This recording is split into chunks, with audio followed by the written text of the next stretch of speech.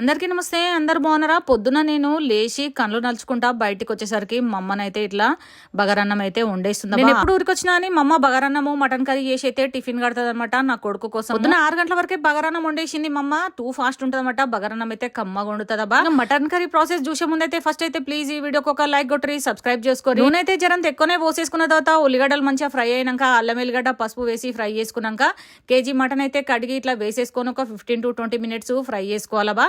తర్వాత తగినన్ని నీళ్లు పోసేసి మూత పెట్టేసి గంట సేపు అయితే ఉడకనియాలి. కట్టెల పొయ్యి మీద మటన్ తొందరగా ఉడకాలంటే మనము ముదిరిపోయిన మామిడాకులు కూరలు ఇట్లా కడిగి వేసేసేయాలబా.